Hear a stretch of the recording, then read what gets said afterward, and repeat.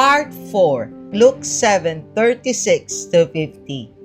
Good day, mga classmates. Okay, today I want you to do something with me before we even get to the Bible. I want you to go back to a memory, not a good one, the other kind.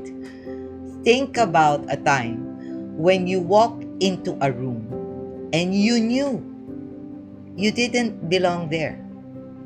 Maybe it was a party where everyone knew each other and you were the awkward plus one standing by the food table, pretending to be really interested in the spring rolls. Nobody talked to you. Nobody introduced you. And the whole time, you could feel people glancing at you and thinking, who invited her? Who invited him? Or maybe it was less subtle than that. Maybe you talk into a family gathering, your in-laws' house, a relative's celebration, and someone made a comment. Not to your face, of course, just loud enough for you to hear. Something like, oh, she's here, or he's here, or the classic, a look. You know, the look. The one that says, you don't belong at this table. Or, and I think this one is going to hit a lot of us, maybe it was your church. Yeah, church. Maybe you walked into a church building for the first time in years. Or the first time ever. And you didn't know when to stand or sit. You didn't know the songs. You didn't know the lingo. You wore the wrong clothes. You had the wrong past. And someone, maybe without even meaning to, gave you that look. That once over. The split-second glance that said, interesting outfit choice. Or, do you even go here? And you left feeling smaller than when you arrived. You went looking for God and walked straight into judgment instead. Or maybe, flip it, mga classmates. Maybe you weren't the one who felt out of place. Maybe you were the one giving the look. Be honest now. Have you ever been in a situation where someone walked in, someone with a reputation, someone with a past, someone who didn't fit the profile, and your first instinct wasn't compassion, it was judgment? What is she or he doing here? After what he or she did, she or he has the nerve to show up. They should probably sort their life out before coming to a place like this. Mga classmates, if we're honest, really, brutally honest, most of us have been on both sides of that scenarios. We've been the one judged and we've been the one judging. And that's exactly why today's passage is going to hit like a freight train. Because today, mga classmates, we're going to watch a scene unfold that is so awkward, so tense, so socially scandalous, and so unbelievably beautiful that it will force you to ask yourself, when it comes to the people around me, do I see their sin first, or do I see their hunger for God first? We're going to meet a woman that the Bible simply calls a sinner. No name, just a label. That's all the town saw. her past, her reputation, her shame. And she's about to walk uninvited into a dinner party full of religious leaders, fall at the feet of Jesus, and do something so raw, so vulnerable, so desperate that it makes every proper person in the room uncomfortable. And Jesus, instead of being embarrassed by her, is going to use her as the ultimate example of what real faith looks like. Mga classmates, this story is for the person who feels too messy for God.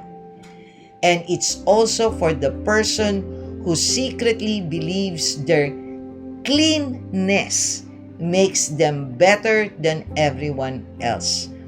Both of you need to hear this tonight. Now, if this is your first time here, you found the right place at the right time. This is Pulot Aral, where we open the Bible, read it together, and discover that these ancient stories have something shockingly relevant to say about your life right now. No pretending, no religious performance, just honest conversation. If you haven't caught up on our playlist yet, mga classmates, you are seriously missing out. We've gone through Matthew's Gospel, Mark's Gospel, and we're deep into Luke's Gospel now. Every episode builds on the last, and the connections between them are incredible. All the playlists are in the description below, including our Bible study tips and lesson series for those of you just getting started with reading the scripture on your own. Go explore, mga classmates. Now, do me a favor. Click that like button, subscribe to Pulot Aral if you haven't yet, smash that notification bell, and share this video. I'm being serious, mga classmates. Think of that one person you know who's been carrying shame, the one who thinks they've gone too far for God, the one who believes their past makes them unwelcome in God's presence. Send them this link tonight. This episode could change their life. Let's build this community, mga classmates, together. And stay until the very end. I've got a discussion question that's going to require some real vulnerability. The comment section on this channel has become something special. Real people, real conversation, real encouragement. Be part of it. Ready? Let's walk into this dinner party, mga classmates. Mga classmates, this is Doc Jean. Welcome to Pulot Aral. Let's dive in.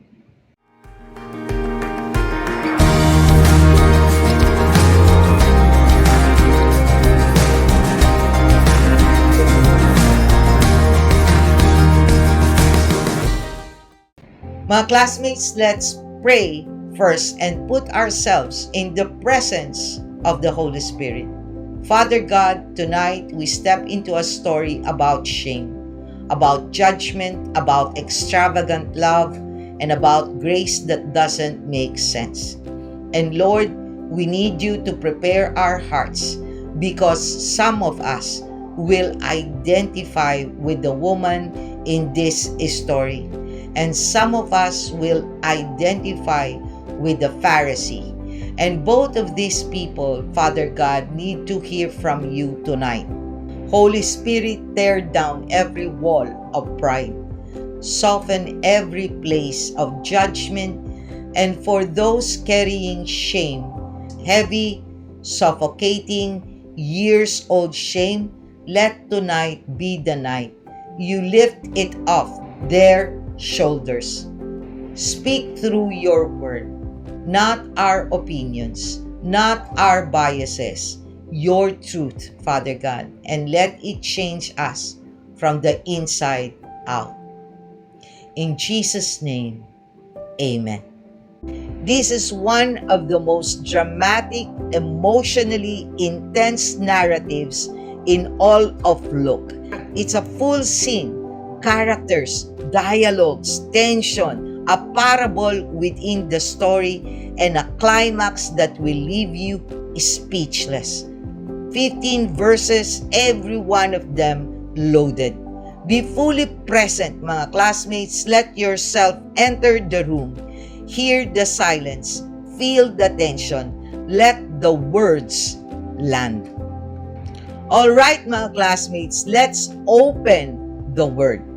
Today, we're reading from the Gospel of Luke, chapter 7, verses 36 through 50, from the English Standard Version or ESV. Let's now begin the reading. A sinful woman forgiven. One of the Pharisees asked him to eat with him, and he went into the Pharisee's house and reclined at table. And behold, a woman of the city who was a sinner, when she learned that he was reclining at table in the Pharisee's house, brought an alabaster flask of ointment, and standing behind him at his feet, weeping, she began to wet his feet with her tears, and wiped them with the hair of her head, and kissed his feet, and anointed them with the ointment. Now when the Pharisee who had invited him saw this, he said to himself, if this man were a prophet, he would have known who and what sort of woman this is who is touching him, for she is a sinner. And Jesus answering said to him, Simon, I have something to say to you. And he answered, Say it, teacher. A certain moneylender had two debtors. One owed 500 denarii and the other 50. When they could not pay, he canceled the debt of both. Now which of them will love him more? Simon answered, the one, I suppose, for whom he canceled the larger debt. And he said to him, You have judged rightly. Then turning toward the woman, he said to Simon, Do you see this woman? I entered your house. You gave me no water for my feet, but she has wet my feet with her tears and wiped them with her hair. You gave me no kiss, but from the time I came in, she has not ceased to kiss my feet. You did not anoint my head with oil, but she has anointed my feet with ointment. Therefore, I tell you, her sins, which are many, are forgiven, for she loved much. But he who is forgiven little loves little. And he said to her, Your sins are forgiven. Then those who were at the table with him began to say among themselves, Who is this who even forgives sin? And he said to the woman, Your faith has saved you. Go in peace. Luke 7 verses 36 to 50, general overview and context. Let's now set the context, mga classmates, and I need you to paint this picture carefully because the social dynamics in this story are explosive. Every detail Luke includes the location, the posture, the gestures. The silence is intentional. And when you understand the cultural weight behind each one, this story goes from moving to earth-shattering. So, verse 36. one of the Pharisees asked him to eat with him, and he went into the Pharisee's house and reclined at table. Let's start with the host, a Pharisee named Simon. We learn his name later in verse 40 when Jesus addresses him directly. Now, mga classmates, the Pharisee, by this point in Luke's Gospel, have already been established as adversarial toward Jesus. They criticize him for eating with tax collectors and sinners. Luke 5 verse 30. They accused his disciples of breaking Sabbath. Luke 6 verse 2. They watched him to see if he'd heal on the Sabbath so they could accuse him. Luke 6 verse 7. They were filled with fury at him. Luke 6 verse 11. And if you haven't seen or listened to Luke 5 verses 27 to 32, Luke 6 verses 1 to 5, and Luke 6 verses 6 to 11, Bible reading and reflection, do check them out, mga classmates, for proper recollection and context. So why would a Pharisee invite Jesus to dinner? Several possibilities, mga classmates. It could have been genuine curiosity. Simon had heard about Jesus' teachings and miracles and wanted to evaluate him up close. It could have been social obligation. Jesus was becoming a public figure, and hosting a well-known teacher would bring Simon social prestige. Or, and this is what the passage seems to suggest, it could have been a test, an opportunity to observe Jesus in a controlled environment and look for something to criticize. Mga classmates, how do we know it might have been less than hospitable? Because of what Simon didn't do. And we'll get to that because Jesus himself calls it out later. Now, the setting. He reclined at table. Mga classmates, here's important context. In first century Palestine, a formal dinner, especially one hosted by a wealthy Pharisee, was not like sitting around a table the way we do now. Guests reclined on cushions or low couches arranged around a central table, lying on their left side with their feet extended away from the table. They would eat with their right hand while propping themselves up on their left elbow. This means their feet were exposed and accessible, which becomes critically important in a moment. And here's another crucial piece of cultural context, mga classmates. In this era, banquets hosted by prominent figures were often semi-public events.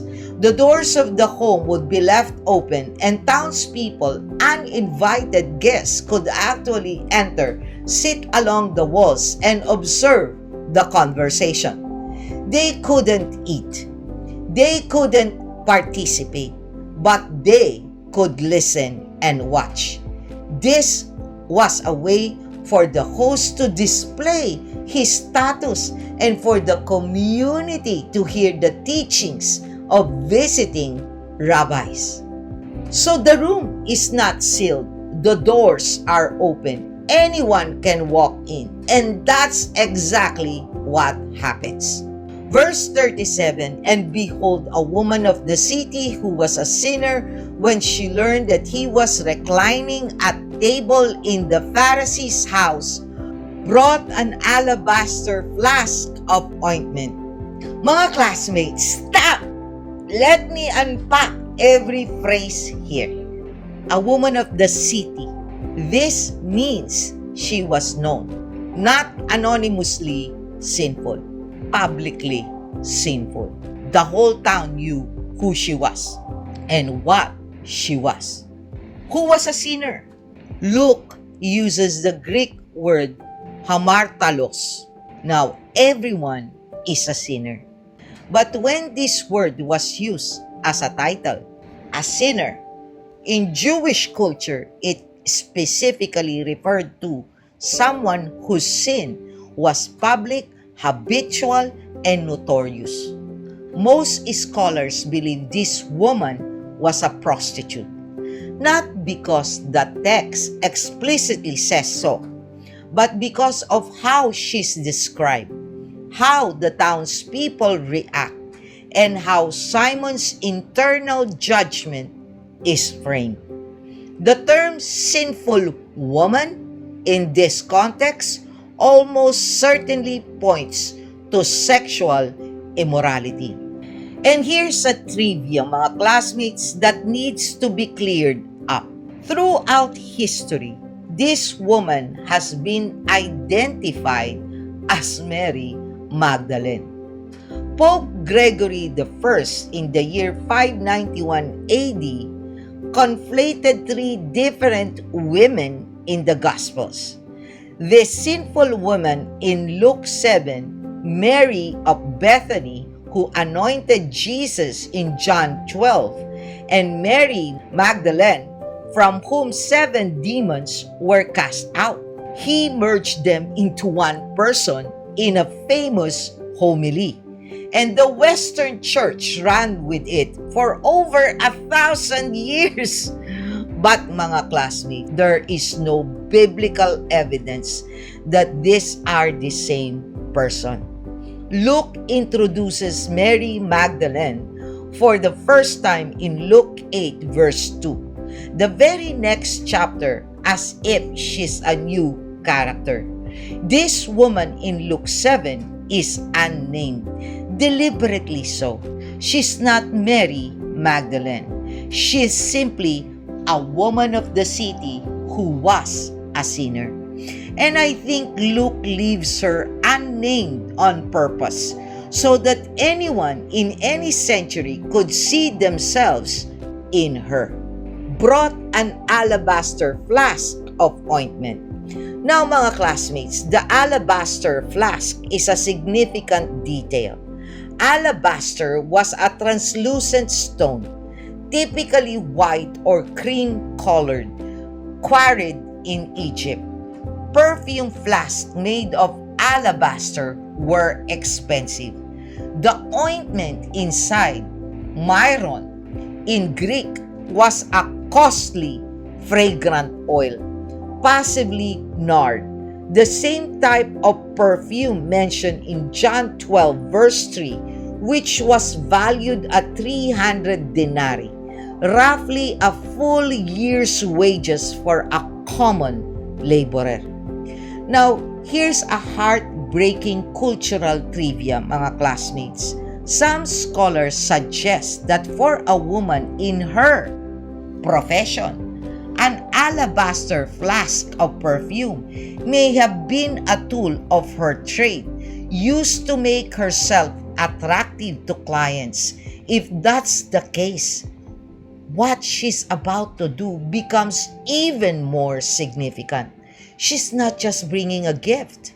She's bringing the very symbol of her old life and laying it at Jesus' feet.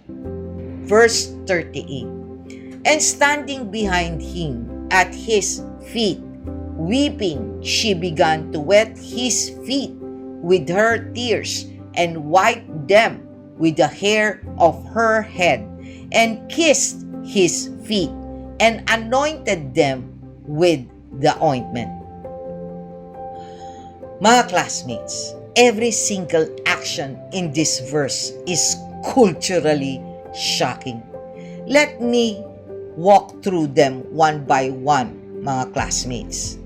Standing behind him at his feet. Remember, Jesus was reclining, feet extended outward so she could approach his feet without facing him directly. She starts behind him, approaching from the position of a servant, the lowest position in the room. Weeping. The Greek word here is klio. This isn't quiet, dignified tearing up.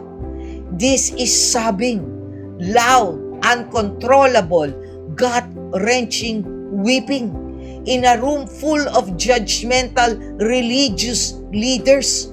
She couldn't hold it in. Whatever she was feeling, regret, gratitude, hope, relief, brokenness, it poured out of her uncontrollably. She began to wet his feet with her tears. Mga classmates, she didn't plan this. The text says she began to wet his feet, suggesting the tears came first, unexpectedly, so profusely that they actually pulled on his feet. She came to anoint him with perfume, but her tears arrived before the ointment did. Wipe them with the hair of her head. This is staggering, mga classmates. In Jewish culture, a respectable woman never let her hair down in public. A woman's hair was considered her glory, her covering, her modesty. To unbind your hair in a room full of men, especially in the house of a Pharisee, was considered shameful, even scandalous. It was associated with loose morality. But she doesn't care, mga classmates. She has nothing left to protect, no reputation to maintain, no image to manage.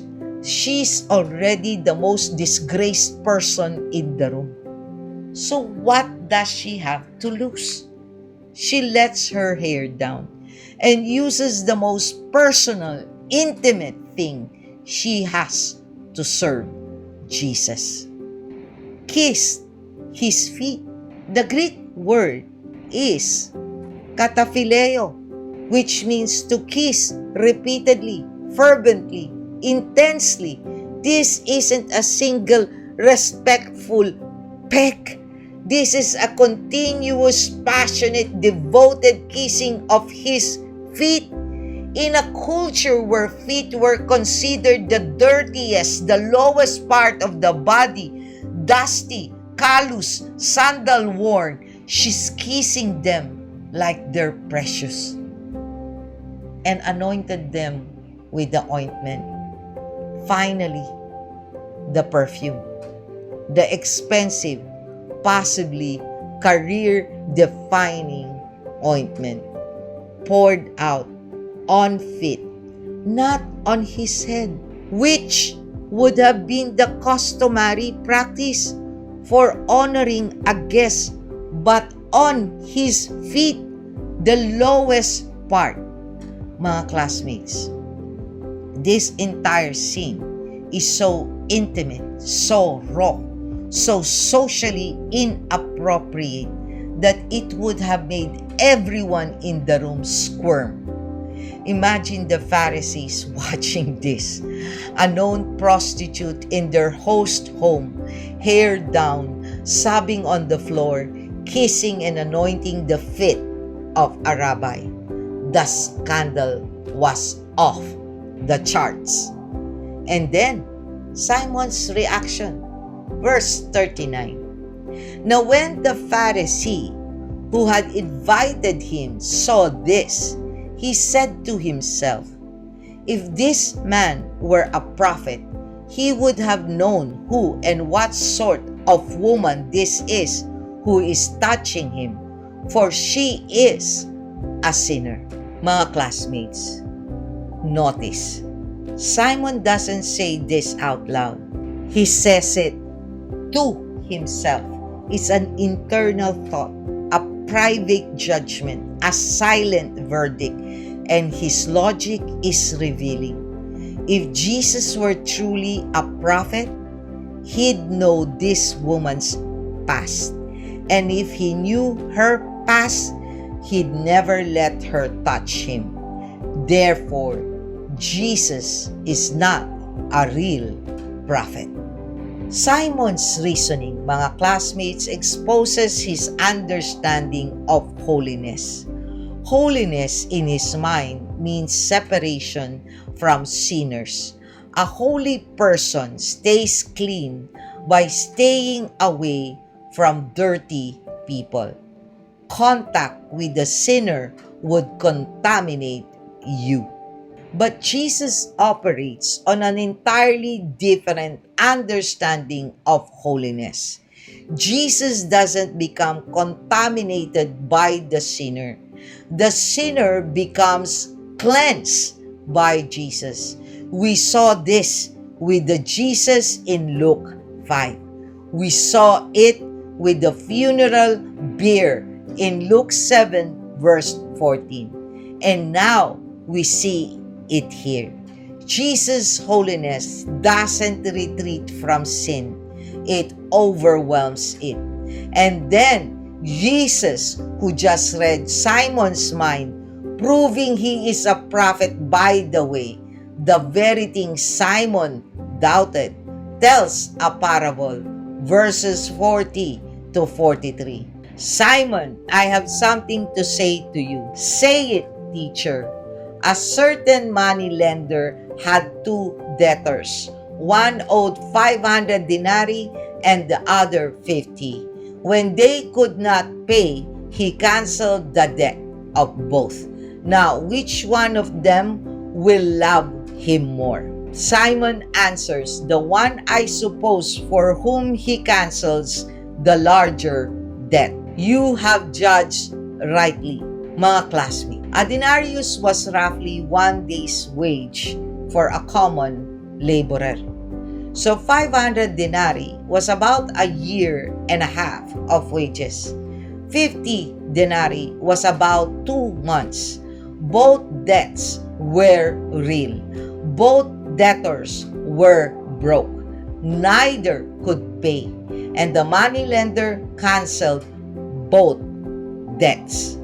But who would be more grateful?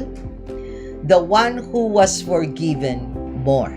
And here's the devastating punchline. Jesus turns to the woman but speaks to Simon and begins a comparison that must have made Simon's blood run cold. Verses 44 to 46.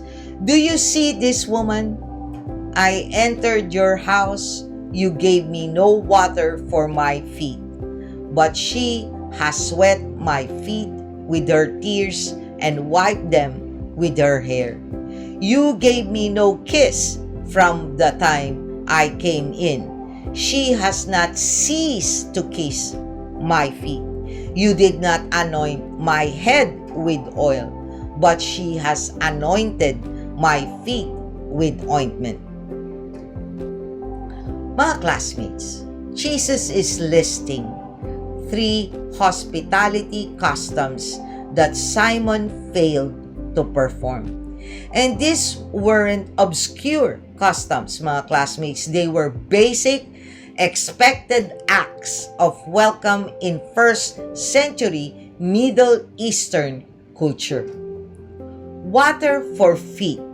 When a guest arrived at your home after walking dusty roads in sandals, you provided water, and often a servant to wash their feet. Simon didn't. Basic courtesy, skip. A kiss of greeting. The standard greeting between men was a kiss on the cheek. It was a sign of welcome, respect, and friendship. Simon didn't offer one. Basic warmth, missing. Oil for the head. Anointing a guest's head with olive oil was a sign of honor and refreshment, especially after travel. Simon didn't bother. Basic honor absent. Now mga classmates, was Simon being intentionally rude? Possibly not. These courtesies weren't mandatory, but they were expected from a generous host. The fact that Simon skipped all three suggests that his invitation was not one of genuine honor. He may have invited Jesus to observe him, to test him, maybe even to trap him, but he did not receive him with love. And Jesus makes the contrast devastating. Everything Simon failed to do, the sinful woman did, and did extravagantly. Not water, tears, not a kiss on the cheek, continuous kisses on his feet, not olive oil on the head, expensive perfume on his feet. The host gave nothing. The uninvited sinner gave everything. Mga classmates. And then verses 47 to 48, the climax. Therefore, I tell you, her sins, which are many, are forgiven, for she loved much. But he who is forgiven little loves little. And then to the woman, your sins are forgiven. Mga classmates, verse 47 has been debated for centuries. Is Jesus saying her love cost her forgiveness? Or is he saying her love is evidence of her forgiveness? The parable makes it clear. The debtor was forgiven first and then loved in response. So the woman's extravagant love is not what earned her forgiveness. It's the overflow of forgiveness she'd already received. She loved because she'd been forgiven much. And this connects to a trivia, mga classmates. For she loved much. The Greek word for here is hoti, which in this context is better translated as which is shown by the fact that, or as evidence by. Her love is the proof, not the cause. Then verse 49, the other guests begin to grumble. Who is this who even forgives sins? This echoes the exact same reaction in Luke 5 verse 21 when Jesus forgave the paralytic man. The religious leaders recognized that only God can forgive sins. So by forgiving this woman, Jesus was making a divine claim again. And finally, verse 50, and he said to the woman, your faith has saved you. Go in peace. Not your tears have saved you. Not your perfume has saved you. Not your extravagant gestures have saved you. Your faith. Everything she did, the weeping, the hair, the kisses, the ointment, flowed from faith. They weren't the faith itself. They were the fruit. And Jesus zeroes in on the root, faith. And go in peace. In Greek, poreo is ire 9, is a Hebrew-style blessing. It echoes the Old Testament phrase, leklu shalom, go into peace. Not just go peacefully, but go into a state of peace. Enter a new reality. Leave the old behind. You're free now. It is done. Luke 7 verses 36 to 50, Bible discussion and reflection. Okay, mga classmates, let's bring this home. In today's lessons are organized into the acronym GRACE, G-R-A-C-E, because that's the heartbeat of this entire story. G, God doesn't wait for you to clean up before He welcomes you in. Let's start with the biggest lie many of us have been told or have told ourselves. I'll go to God when I've got my life together. How many times have you heard that, mga classmates? How many times have you said it? I'll start going to church when I stop drinking. I'll pray again when I fix my marriage. I'll read my Bible when I'm in a better headspace. I'll come back to God when I'm not such a mess. Mga classmates, that's like saying, I'll go to the doctor when I'm healthy. That's like saying, I'll take a shower when I'm clean. It makes no sense. This woman, mga classmates, didn't clean up before she came to Jesus. She came while she was still known as a sinner. She came with the perfume that may have been part of her old life. She came with mascara running down her face, hair undone, reputation in tatters. She came as the messiest person in the room. And Jesus didn't say, "Come back when you've sorted yourself out." He said, "Your sins are forgiven. Your faith has saved you. Go in peace." God doesn't require a renovation before you walk through the door. He renovates you after you walk in. Come messy, come broken, come confused, come ashamed. Just come.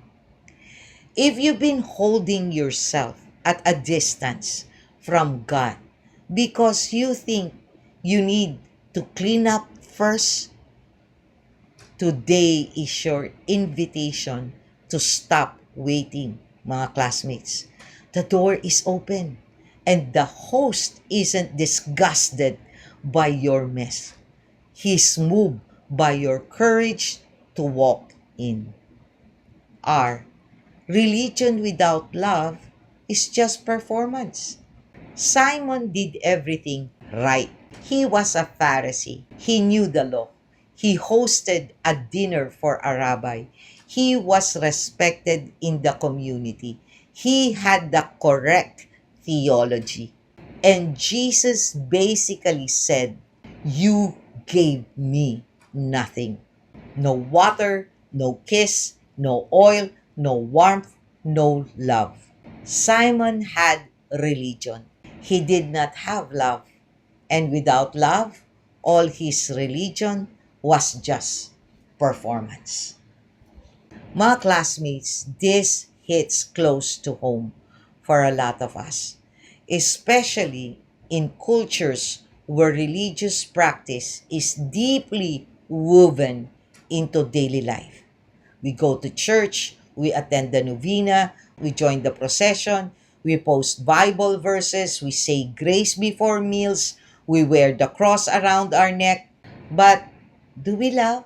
Do we love God? Not just in words, but in action. Do we love the people God loves, including the messy ones, the sinful ones, the ones who make us uncomfortable, our enemies? Because you can attend every service, tithe perfectly, lead every Bible study, and volunteer at every outreach, and still be Simon. Correct on the outside, cold on the inside. Mga classmates, God is not impressed by your religious activity if it's disconnected from genuine love for Him. Faith without love is just noise. Paul said it himself in 1 Corinthians 13 verse 1. "If I speak in the tongues of men and of angels but have not love, I am a noisy gong or a clanging cymbal." So today, mga classmates, ask yourself honestly, Am I performing or am I loving God? Mga classmates, from my childhood until I graduated high school, I was bullied and teased because of my disability. I was consumed by self-pity and the pain of growing up. And in those lonely years, my best friend was God. You could find me in the classroom, in the library, and in the chapel. Looking back, that was the closest I ever was with our Lord. I went to church, prayed, and communicated with Him, not merely because I was raised Catholic, but because He was the closest thing I had to a true friend. Then during my college years, He gave me everything I had ever wanted, and I forgot all about Him. Not in the sense that I stopped believing, but I became like every secular person, someone with religion but no real relationship with Him. I went through the motions of being a good Catholic girl, but not the way He wanted me to be with Him, not the way He wanted me to truly follow and love Him. He called me a second time in 1988. And just like 2019, a devastating event happened in my life. But when I bounced back to my worldly life, I again had only religion without the heart. And I am truly just grateful to Him, mga classmates, that He never gave up on calling me back to be part of His flock. It took total brokenness for me to finally see Him, hear His invitation, and surrender to Him with all humility.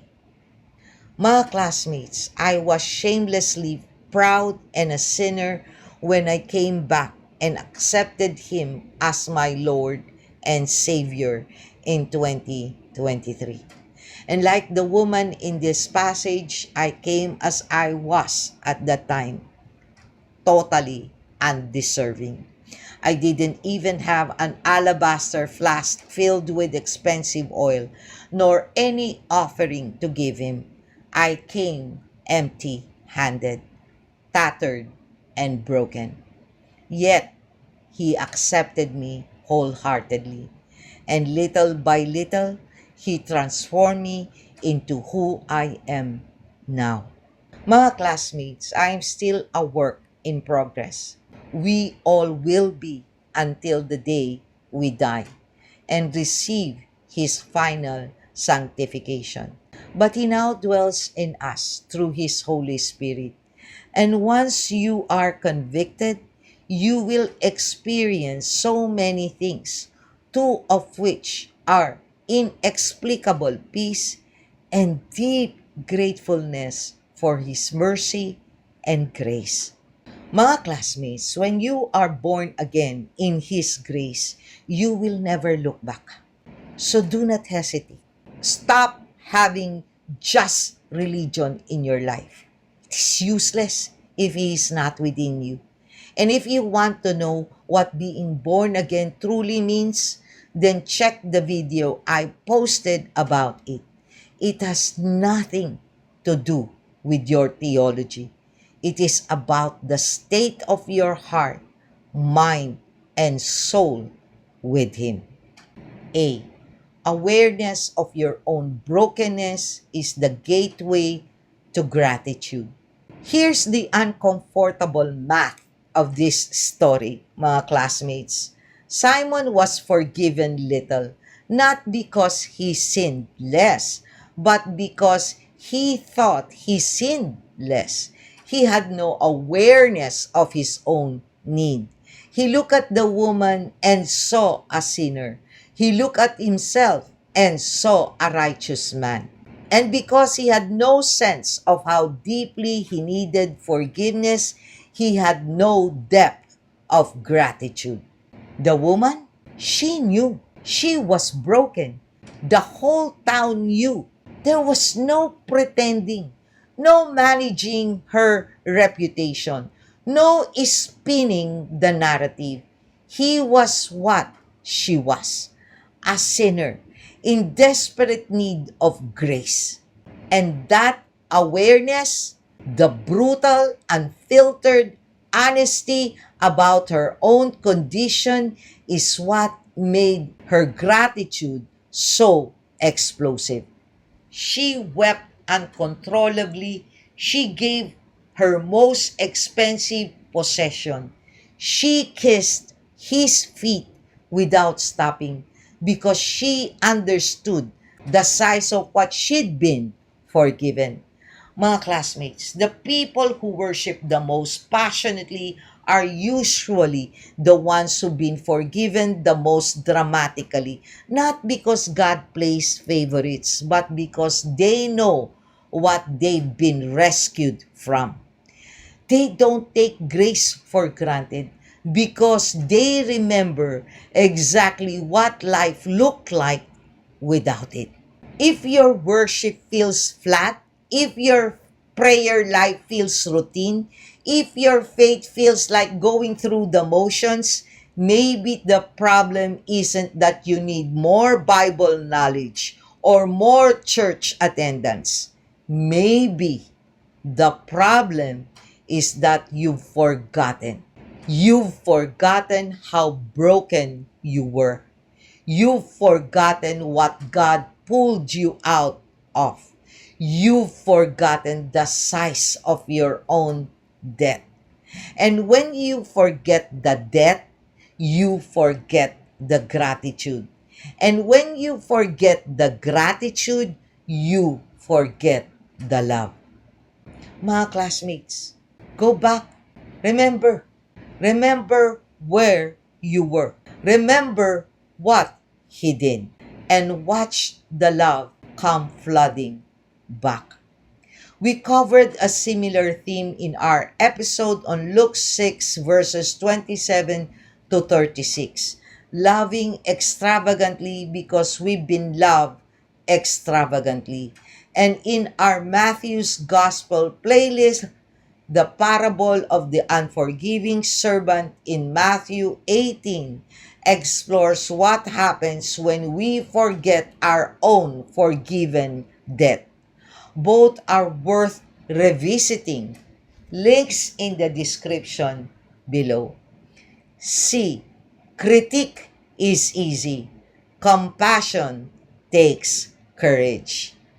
Simon sat on his couch, watched the whole scene, and judged silently, safely, from a distance. He didn't approach the woman. He didn't speak to her. He didn't try to understand her. He just categorized her sinner and dismissed her. Mga classmates, we do this all the time. And in the age of social media, we turned it into an art form. Someone shares their struggle online and the comments light up. Well, maybe if they hadn't made those choices. Someone falls publicly, a leader, a friend, a celebrity, and we pile on. I always knew something was off about them. Someone at church is going through a messy divorce, and instead of coming alongside them, we whisper, "Well, you know what I heard? Critique is easy. It costs nothing. It risks nothing. It requires zero vulnerability. You just sit there, observe, form an opinion, and feel superior." Compassion, on the other hand, is expensive. It costs you time. It risks your reputation. It requires you to get close enough to someone's mess that you might get some of it on you. The woman got on the floor. She knelt. She wept. She touched. She gave. She risked humiliation. Simon stayed on the couch. Mga classmates, which one are you? Are you on the floor with the broken people or on the couch with your commentary? E. Everyone's debt has been canceled, but not everyone knows it yet. The last reflection, mga classmates, and it's the one I want ringing in your ears today. In Jesus' parable, both debtors were forgiven. The 500 denarii debtor and the 50 denarii debtor, both debts were canceled.